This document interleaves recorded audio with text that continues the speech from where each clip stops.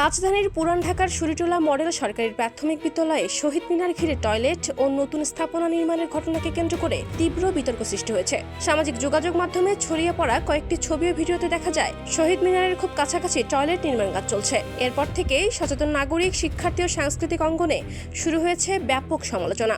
অনেক কষ্টে এটা অর্জিত হয়েছে, শহীদদের রক্তের বিনিময়ে, সেহেতু এখানে আমার দৃষ্টিতে, আমার জ্ঞানে বলে এটা ঠিক হবে না। টয়লেটটা অবশ্যই প্রয়োজন, তবে অন্য কোথাও সরাই নেওয়াটা খুব ভালো হয়। তো এগুলো যদি মানুষ মনে করে না জানে, না শিখে, তাহলে পরবর্তী প্রজন্ম তার শিখবে না, দেখলো না। অনেকের মতে শহীদ মিনার শুধু একটি স্থাপনা নয়, এটি ভাষা আন্দোলনের শহীদদের আত্মত্যাগের প্রতীক। তাই এর আশেপাশে টয়লেট নির্মাণ বা এমন কোন স্থাপনা তৈরি করা শহীদদের প্রতি অসম্মান প্রদর্শনের শামিল। এর আগে যশোরের মনিরামপুর উপজেলায় শহীদ মিনার ভেঙে টয়লেট নির্মাণের চেষ্টার অভিযোগে এক প্রধান শিক্ষক সহ দুজনকে গ্রেপ্তারের ঘটনা দেশজুড়ে আলোচনার জন্ম দিয়েছিল।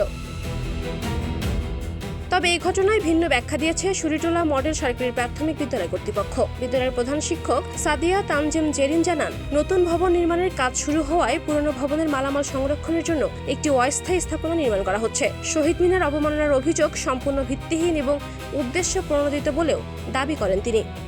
এখন বিল্ডিংটা ভেঙে নতুন একটা বিল্ডিং হবে, জিনিসপাতি, অফিসের জিনিস এগুলো রাখার কয়েকটা রুম করা হয়েছে। আর আমাদেরকে পার্শ্ববর্তী দুইটা স্কুলে ভাগ হয়ে ক্লাস নিতে বলা হয়েছে। এখন গার্জিয়ানদের একটা চাওয়া হলো, টিচারদেরও চাওয়া, যে একটা স্কুল একটু বেশি দূরে, তো সেই ক্ষেত্রে তারা এখানেই ক্লাস দেয়। তো আমরা যতটুকু বাজেট তাতে ক্লাস করা সম্ভব না। আপাতত অফিসের দুইটা রুম, আর ওখানে ছোট যেই রুম, একটা হচ্ছে পানির পাম্পের রুম, আর একটা কি রাখবে এভাবে করা হয়েছে। কোনো ওয়াশরুমের কোনো লেআউটই নাই এখনো ওই পাশে, ওটা এখনো পাস করা হয়নি। আর আমি জয়েন করেছি এপ্রিল মাসে। কথাবার্তা বলে যেটা জানলাম, ওয়াশরুমের একটা প্ল্যান আছে, কিন্তু ওটা এখনো হাতও দেয় নাই, ওটার ইট আনাই নাই। আমাদের টাকাই শেষ হয়ে গেছে ইট কেনার, যে স্যার এটা দেখতেছে। এখন কে বা কারা এটা যে প্রথমে করছে যে ওখানে ওয়াশরুম করছে, বিষয়টা তো এটা না। সারা ঢাকা শহরে বহু নতুন প্রজেক্ট হচ্ছে এই প্রাইমারি স্কুলের। সেই বিল্ডিংটা ভাঙলে তো আমাকে জিনিসপাতি নিয়ে কোথাও যাইতে হবে। যখন নতুন বিল্ডিং হবে তখন নতুন একটা শহীদ মিনারও হবে।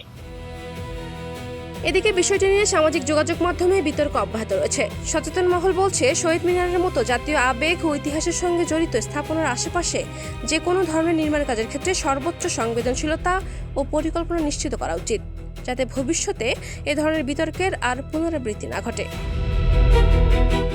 Next report, campus Times.